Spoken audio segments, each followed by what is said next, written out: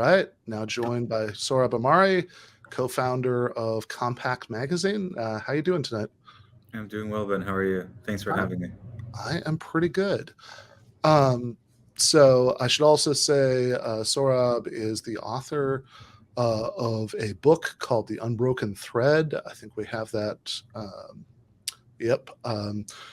And I will say, I mean, I haven't read the whole thing, but I have, I read a fair amount, not a ton. I'm not Matt McManus, but I try to read a fair number of conservative books just to kind of keep myself honest, and usually it's a chore. But this is, just writing alone, right? This is much better. But yeah. So I want to just think about how to set this up. And by the way, it is a great shame. I think we have this clip that we're not doing this. We're doing this on the computer, not in person, because I watched I watched the debate that you did with David French, and there's this moment at the beginning. Jake, do we have the clip? I did bring David a gift because I dragged him into a debate, and it was a necessary debate. I'm glad that I did, but I brought him some Kentucky bourbon, just in the sense to first of all thank you for participating in the debate, and also to thank you for your service to the country. So if you're going around passing out bottles of nice bourbon to people that you do debates with, then it's a real shame that we're not doing it in person. But in any case, I did. So I think probably the best sort of angle here would be if you filled us in a little bit about like what Compact is and like what the sort of how you see the political project and like how it's kind of different from what the sort of standard options. Yeah, that's a great question. I would have brought you I don't know what your poison of choice is. I mean, David French is from Tennessee, so there we go. Bourbon seemed or maybe whiskey would have been even more appropriate. But at any rate, the project of Compact is born of my and my partner Matthew Schmitz's, primarily born of my and Matthew Schmitz's frustration with actually existing conservatism. Mm-hmm. What I mean by that is a great deal of conservative energy is devoted to lamenting various sort of cultural phenomena. Family formation rates are declining, people aren't having children, people aren't getting married. But the answer that the conservative movement has to these phenomena is just to say, it's just we need to convince people that these things are good. So we haven't been saying it enough, like more and louder. When in fact, a more realistic analysis is that these cultural phenomena, at least in part, reflect material conditions, so that it's no wonder that people aren't getting married when especially among working and middle class people, when workers' share of the sort of social income has been on a sort of declining trajectory for better part of 2 generations, or when there's just this kind of fundamental sense of insecurity in American life, material insecurity in American life, those things have to be addressed. And the way we've come around to addressing them, and that this is sort of shocking for people on the right to do. I certainly don't consider myself a conservative anymore, in the sense of like a kind of conserving like the 1980s kind of Reaganite consensus, certainly not, or what have you. But in fact, we think, and we say in our opening manifesto, that the sort of the social democratic model, the attempt to compass economic activity within a broader political framework, and to recognize, first of all, that private economic life is in fact suffused with coercion. It's not centralized coercion, but it's nevertheless all pervasive. And therefore, what did the sort of social democratic project or the New Deal, which we can sort of niggle over the fact that whether or not it was actually counted as social democracy, but it was sort of the closest American analog. Mm-hmm. Both of those projects, what they attempted to do was to make it possible for workers and other weak actors to mount countervailing power against employers and other sort of powerful economic actors, and that program yielded 30 years of broad-based prosperity, heavily unionized, heavily regulated capitalism, was in fact quite innovative and productive and prosperous. So that's our project, and it's very much contrary to much of the right. And as it's gone on, I think we've become much bolder in challenging economic orthodoxies on the right, such that, like if you and I sat down on any number of economic issues, I would venture to say that there's very little daylight between us. Yeah. So this is, I want to explore that part a little bit because, I do. So I should say back in when Compact was first announced in March, I wrote I wrote something about it for Jacobin. All credit for that title goes to Micah Utrecht. Stop trying to make right-wing social democracy happen. It's not going to happen. But which is a critique based on the sort of obvious difference. I think the obvious differences between us on essentially cultural conservative, like the sense in which you are a conservative, right? The cultural issues and social policy issues, which obviously I want to get into, but I do want to explore the economic part for a minute first, because I'm always curious about this, right? So I guess just like one way of doing this is just like on like, I don't know, like Medicare for all, yay, nay? Yes. Okay. $15 minimum wage. Absolutely. Okay. Student debt forgiveness. I would say if it's accompanied by some measure of structural reform of how we do higher education. So I guess I not easy to say yay or nay on that one, but I've opposed the kind of blasé conservative attitude of just like spoiled kids, like don't stop drinking lattes and pay your debts off. Right? It's ridiculous. Yeah. So I mean, and I think the only two articles we've run at Compact have been favorable, again, in sort of nuanced ways.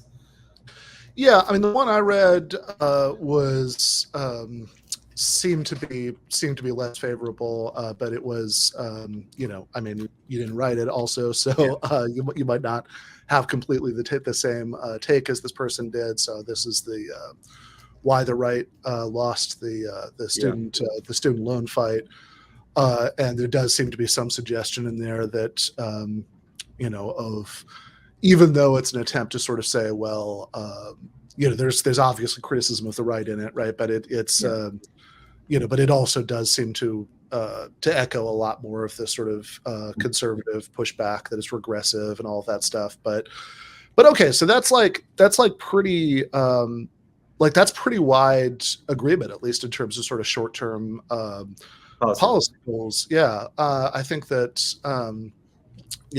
I think. I don't know, based on what I've seen from you, whether the sort of like long-term horizons would quite be the same, but it's also a little bit, it's, I mean, sometimes in America in 2022, that feels a little bit like, I don't know if you're like playing pickup basketball and you're like, not only is it important to me that I would get into the NBA, but like it's, I need to actually win a championship game. It's like, okay, well, I don't think even the first part is going to happen soon, so I think that is like quite a bit of agreement, but of course where there's the disagreement is, so in the original, the statement from the founder, note from the founders that was in the first, that was posted the day the website was launched. It said your editorial choices are shaped by a, quote, desire for a strong social democratic state. So far, so good. that defends community, local, national, familial, and religious against a libertine left and a libertarian right. Certainly, when I hear talk of defending, religious community and family against libertines, that sounds like there's going to be a bunch of stuff that I disagree with. That is coming. And certainly in that debate with David French that we showed 12 seconds from the beginning of earlier, the original subject was drag queen story hour at public libraries, which seems fine to me. It can, like, drag queens, like reading to kids. I don't think reading to kids is bad. I don't think drag queens doing it is bad. You obviously have a different perspective on that. And I would assume, right? I mean, if we just sort of did the same lightning round thing with a bunch of social policy questions, that, like, for example, legal abortion would obviously be no, right? Yeah. Gay marriage? Correct. We would disagree on that. Yeah. Yeah. Okay. And so I think there are, like, maybe two ways of going about this. One is to sort of, like, talk about the actual substance of some of those issues, which we can do a little bit of, but also on a sort of broader philosophical level, right? I mean, I think that I think there was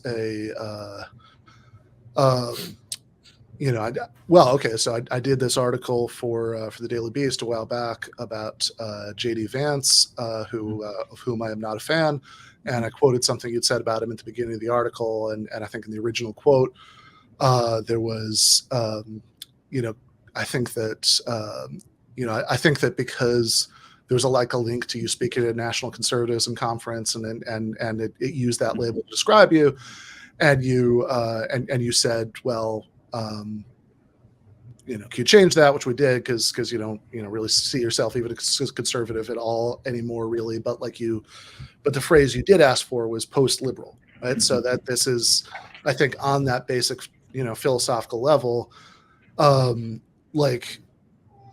just to jump in very quickly, the nationalist label is equally problematic, because I accept the nation state as a reality and as a useful. Sorry, my daughters. Okay. Don't worry about that. As a sort of useful vehicle for structuring some of those sort of economic ends that I just shared with you. But it's, for me, the idea of, like, nationalism as a philosophy is kind of stupid. The nation states are sort of relatively modern invention, and to make that sort of the highest good, the highest end of your politics is, not something I'm interested in. So that's why I objected to that, to being labeled as a NatCon. Right. And go on. That was a sort of minor point. Yeah. Yeah, no, but I mean, I think it's worth making. I mean, I have, I think after you asked for the correction, I read something that you'd written about Yoram Hazony, who's the sort of actual leading light intellectually, maybe, of the NatCons. Mm-hmm. That I think actually, so I did this exchange with Yoram at REO Magazine, where I think I actually quoted what you wrote, because I think you did. I think you did nail him on, like, the sort of big historical contradiction, which is, okay, if you want to make opposition to liberalism your whole thing, right? Which Yoram certainly does. It is a little weird, right, that the contrast is with nationalism, because historically these two things grew up side by side with each other, right? That if you're like, I don't know, Metternich, right, in the early 1800s, right, you see this as a sort of, like, twin subversive ideologies, within the Austro-Hungarian Empire or whatever, and so I think that's a fair correction, but you do, I think, see rejection of liberalism in a really broad sense of that term, as core, and I think as motivating both both your economic disagreements with right wingers who, however conservative they might be on social policy, are kind of libertarian about economics, and also with left liberals.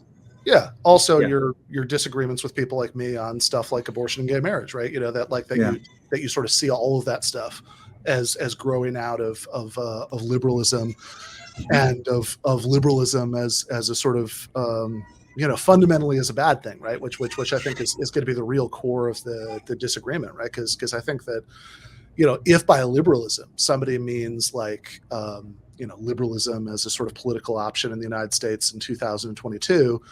Then I don't like that either, right? That what you mean is like the ideology of like centrist Democrats, or like I think we could talk about liberalism as a sort of political force starting in the 19th century that was defined as much in opposition to socialism as it was to in opposition to conservatism. And so it's like, liberalism in that sense I don't like, but like I think liberalism in the sense of certain kinds of like what somebody might be gesturing to if they talked about like Enlightenment liberalism or something like that, right? I'm much friendlier towards, and I would even sort of come out of the tradition of seeing socialism as an attempt to sort of deepen the to fulfill liberalism's promises. Yeah, to fulfill liberalism's promises, exactly, right? To sort of in a sort of deeper way than like liberalism in the strict sense really could. So I think that's probably the most productive takeoff point. I mean, what's why?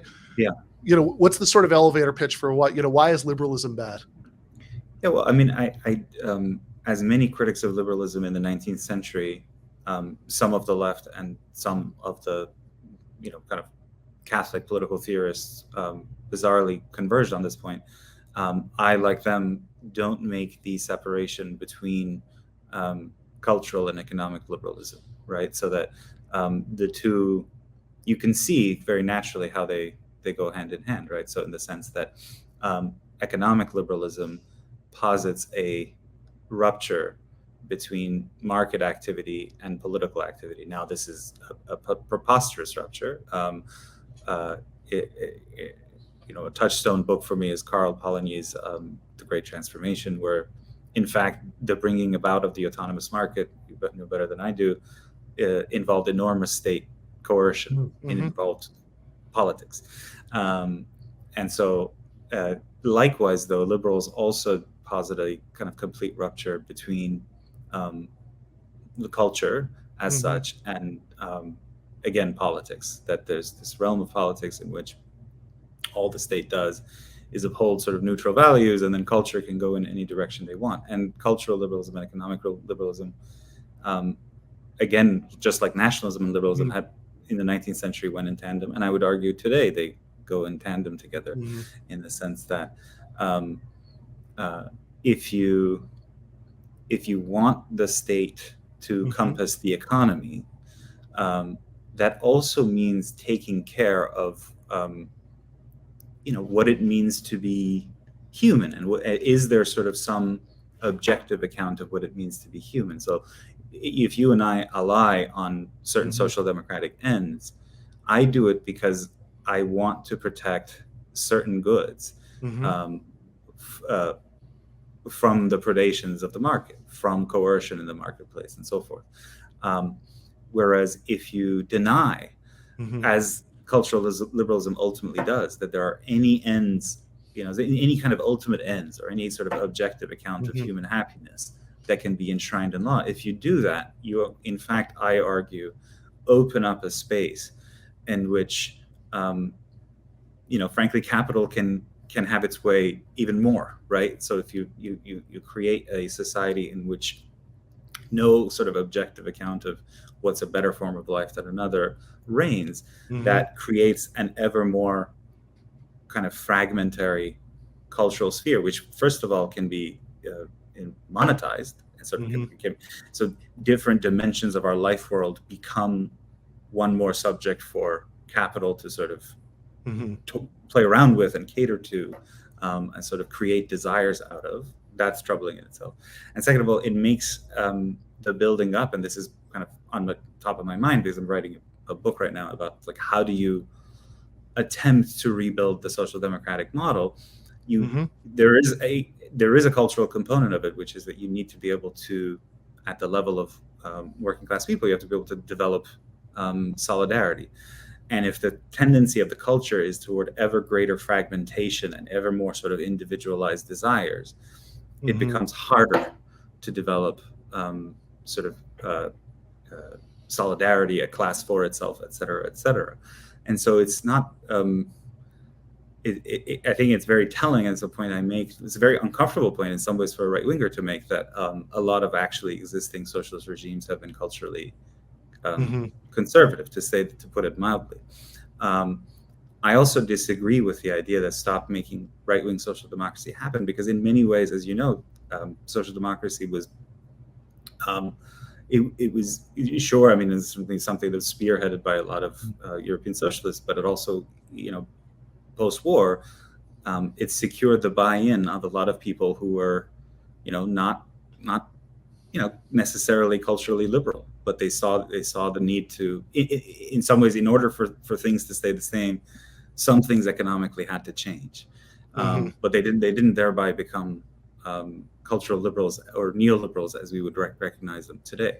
So I don't see why the two have to go together, but it also doesn't stop me from increasingly seeking to, you know, to build alliances with people who, you know, like you said, you know, if you can just make it to the MBA, right.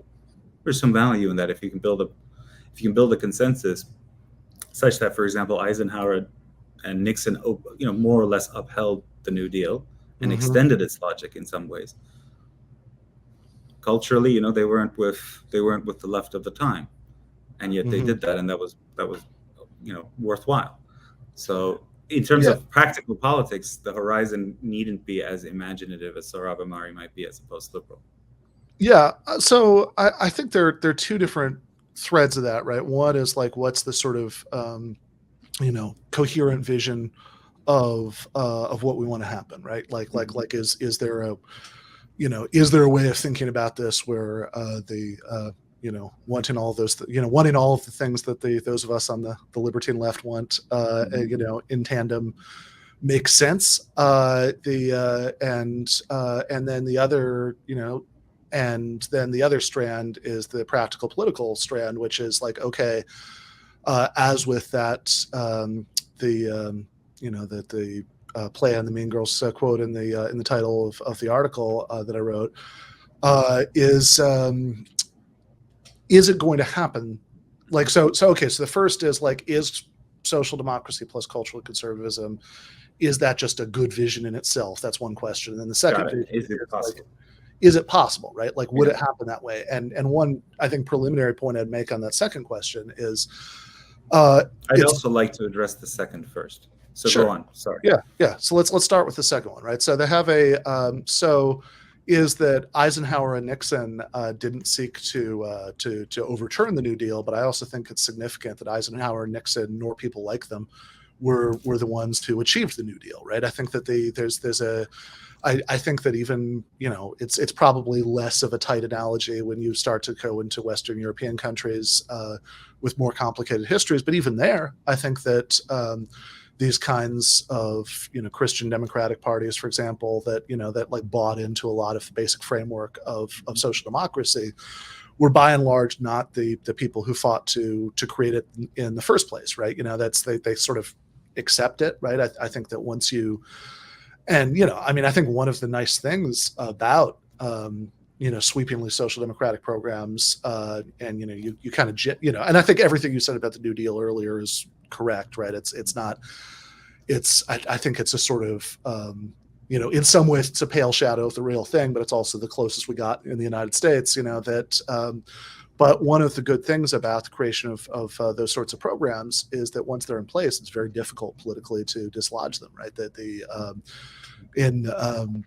you know, I mean, Canadian conservatives don't run on an election manifesto of privatizing Canadian Medicare. You know, the you know, British conservatives don't you know, don't run on election manifestos of privatizing the NHS because that would be wildly unpopular and they would never win, right? So I think that once things have been put in place, then sure, I think you're going to get a certain buy-in from across the spectrum of mainstream opinion, because just what's the basic framework is of what's politically possible becomes different. But I also think it's very difficult to see a scenario whereby, rather than the New Deal being created by Democrats who were in alliance with like militant CIO labor unions, that it was going to be created by some sort of proto Nixonites. And I particularly have a hard time seeing, like, right now, right, 2022. Now, don't get me wrong, I'm under no illusion that like a majority of the American public agrees with me about everything.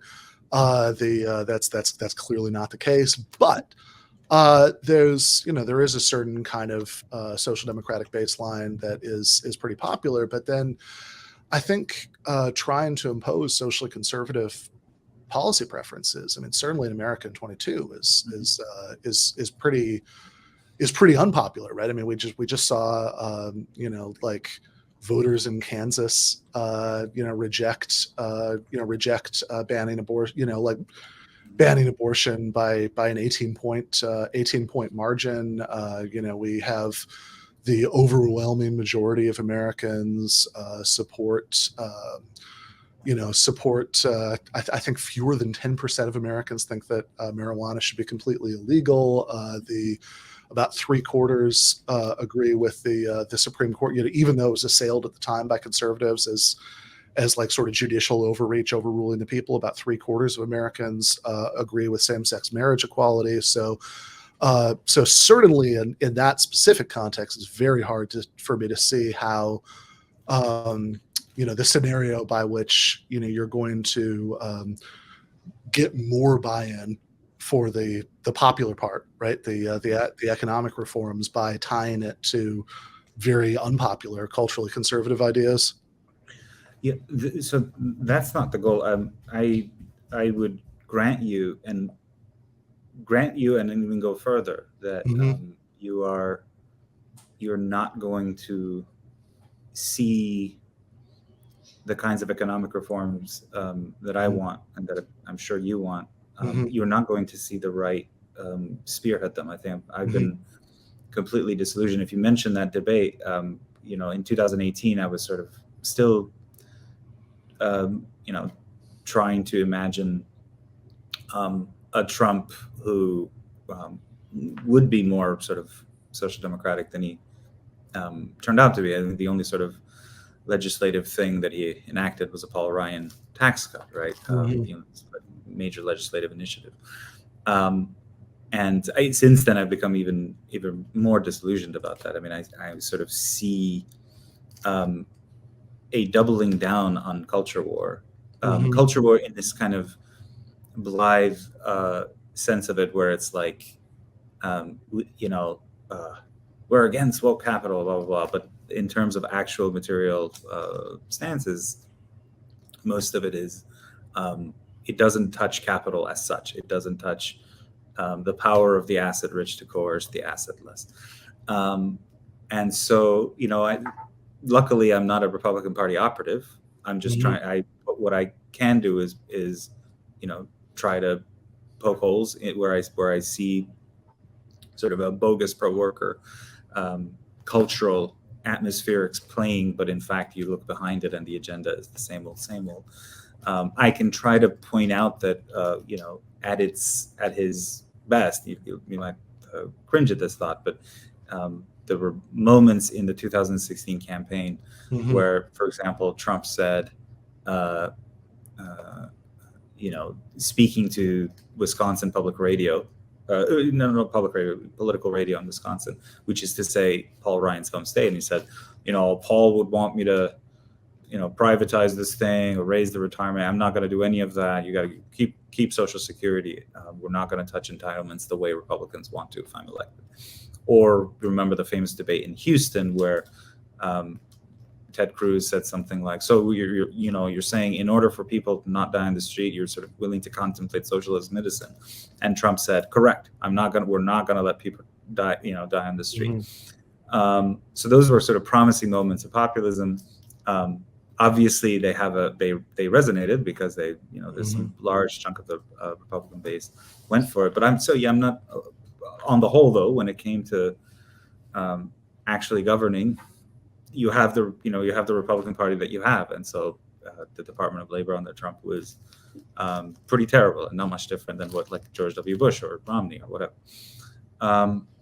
But so on those cases, all I do is as someone who is still broadly identified with the right, I make arguments for why some of the goods that you conservatives want would be better secured under a traditional social democratic program.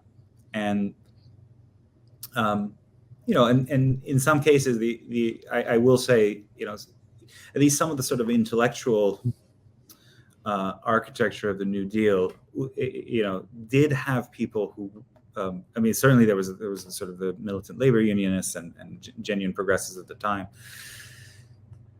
Just 1 second, I apologize, having a daughter. No problem whatsoever. All right, we've got Sohrab back. Sorry about that. No worries whatsoever. Live television. Some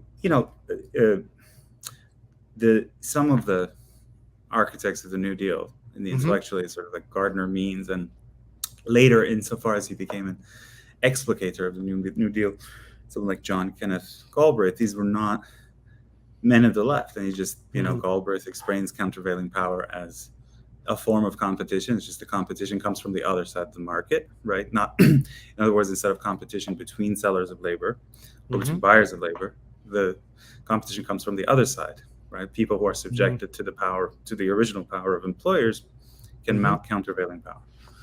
And so it's a very sort of realistic argument. And that takes, ultimately, builds a consensus beyond just the left in the 1950s, 60s. That's valuable if you can do that, right? Sure. On the right. That's all I'm saying, right? Okay. Like, you can critique, you can try to build a consensus, and you can be pretty pessimistic, as I, in fact, I am. And so I've written pieces where I've said, a lot of this pro-worker right is sort of the propaganda is just that. It's bullshit, right? It's that as soon as a sort of actual union battle comes, these pro-worker senators, for the most part, are conspicuous by their absence and their silence. So, and I grant you that. I don't know what else to say. Yeah, and I would also put, as if either of them win, I would also put J.D. Vance and Blake Masters in that category. Maybe you disagree, but that would definitely be my assessment. But I do want to switch gears a little bit, because I want to make sure we have a few minutes before you go to talk about we've the desirability of the thing. Yeah, the desirability, right? Because we've kind of been talking about political strategy, but there's also, again, to the extent that like a big part of what is clearly motivating you, right, is this sort of more general critique of liberalism, right? They have, and I think you said a few things earlier when you were kind of laying out that case, right? What you see as wrong with it, and at least some of that I think has to, you talked about whether you sort of see things as like fundamental goods that that society should try to promote, or whether there's some sense in which you think that the state can and should be neutral about questions like that. And and I would think, look, there are you have to, in a certain sense, you have to take it question by question, because there are things that the state can't be neutral about. That I think the obvious case is distribution of limited material resources. That by definition, if you're if one person has it, the other person doesn't, and and you have to enforce some sort of distribution of resources, and whether you're enforcing the one that already exists or you're enforcing a different one, I think on the level of like, is this coercive, I actually don't think that makes a big difference. So in a case like that, I think no, any state is going to enforce something, right? We just have to argue about what it would be good to enforce. Whereas in other cases, it seems like there are subjects that the state can be quite neutral about, right? Religion being an obvious case, right? That you're a practicing Catholic and in a majority Protestant country, but the state doesn't take a position on that split one way or the other, and that's a good thing. That the idea that people can marry the partner of their choice. That if you want to have a giant family and go to church with them every week and all that stuff, you can do that. If you want to if you want to spend every night clubbing, you can do that. And these are things that seems like the state can be neutral about, that those kinds of decisions. And I think there's even a principled way to think about this, right? Which is the sort of distinction that somebody like Rawls would make about justice as something that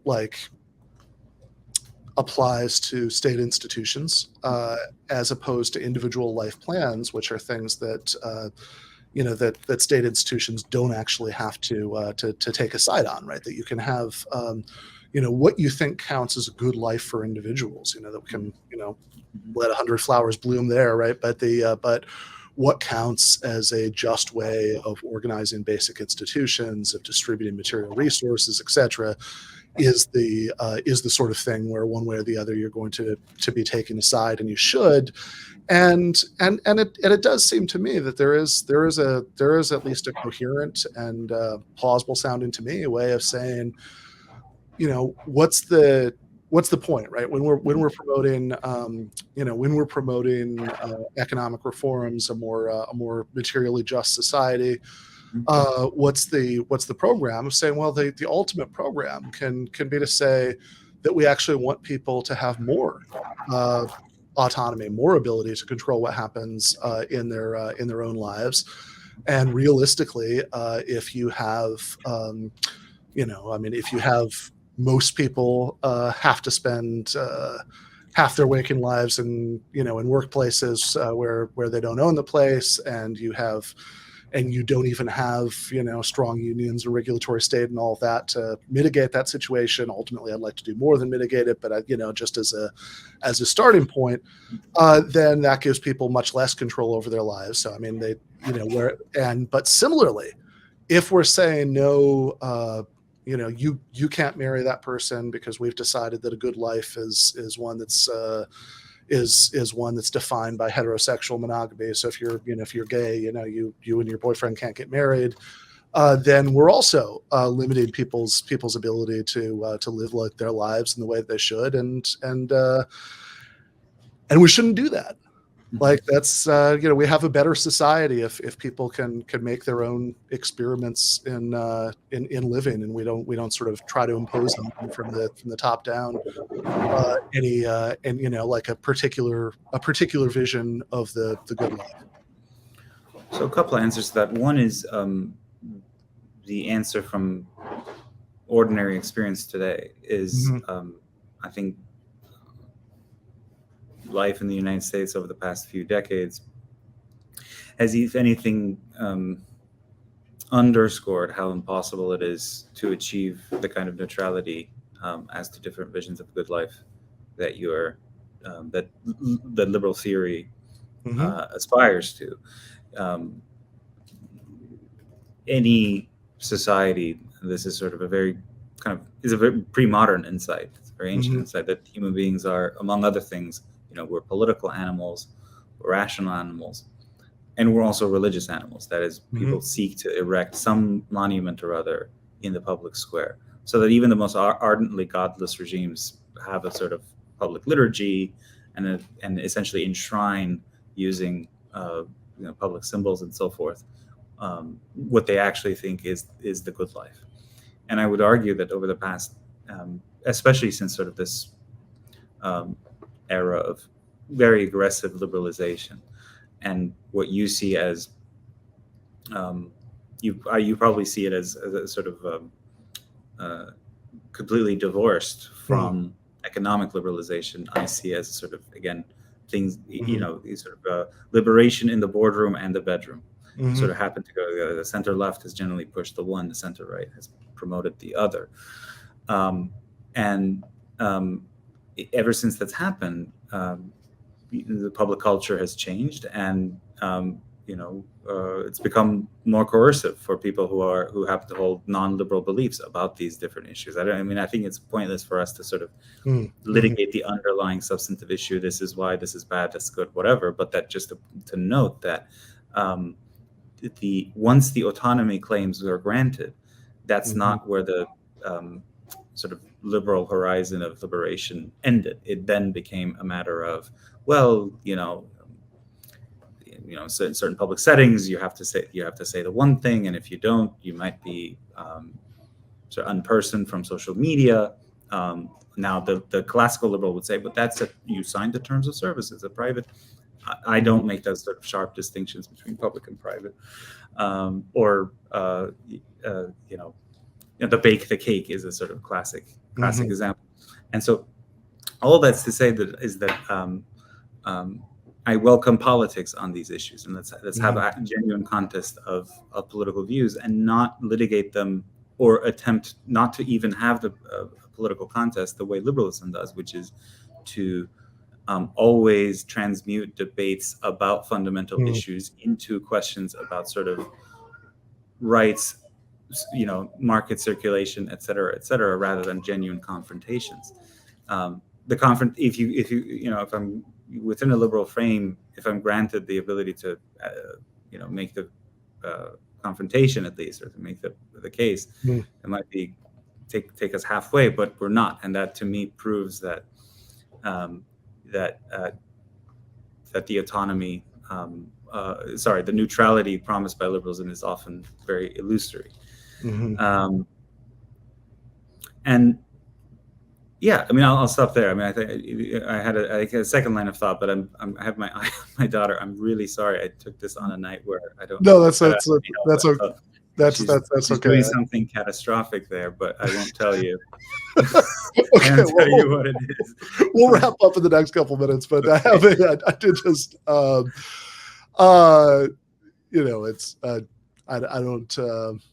it's. My wife is going to be very angry at me because she's going to come and say what did you do, but I'm really sorry. I'm sorry. I'm sorry, honey. Okay. I had we'll make to, it work. I had to Talk go to Ben Burgis. I had to go on Marx's podcast and argue about the good life. So I'm sorry about what she did to the house, but yeah.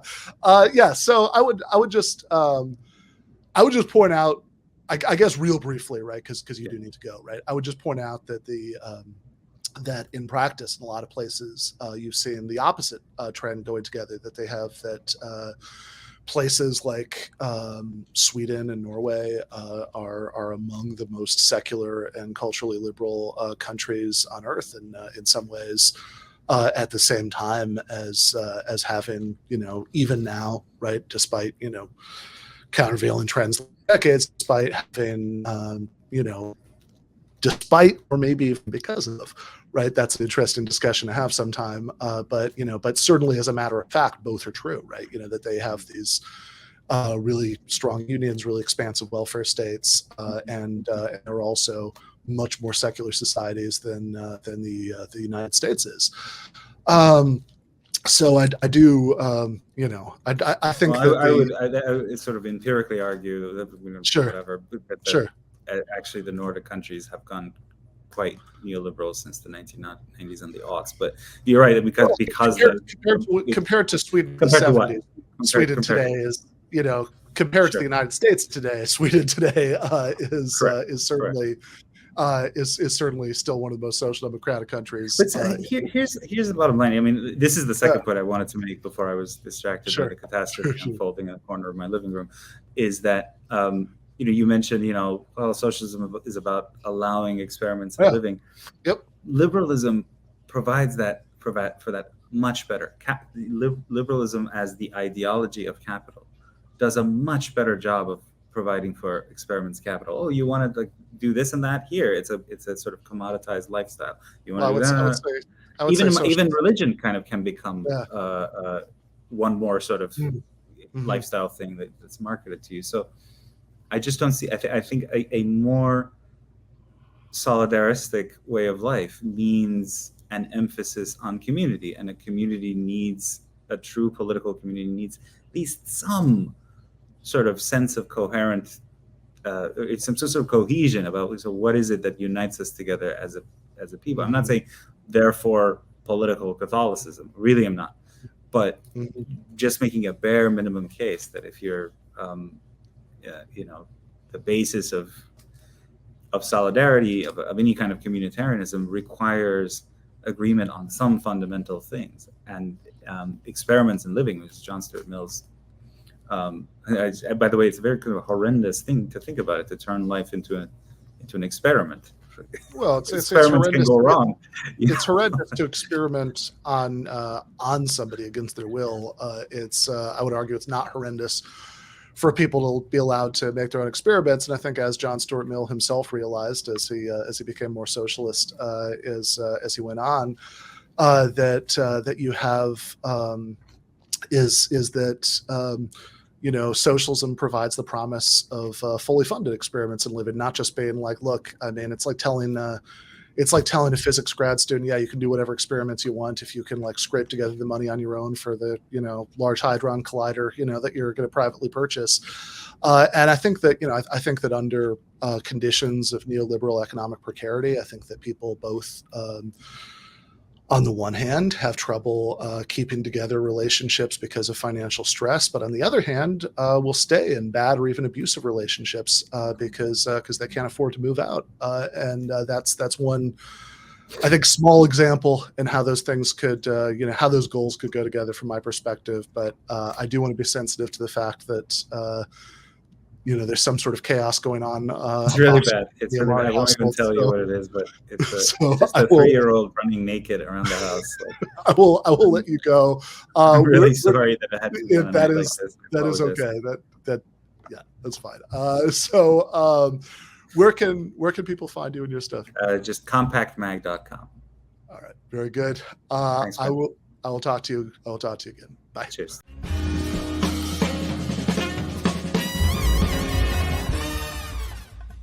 You have been watching free public content from Give Them an Argument. To access every single episode of the show, the main show on Monday nights, all of the streams, all of the debate breakdowns, all of the patron-exclusive post-games on Monday nights, all of the patron-exclusive bonus episodes every week, and much, much more, go to patreon.com/Ben Burgis. I cannot resist ending this with, don't be foolish.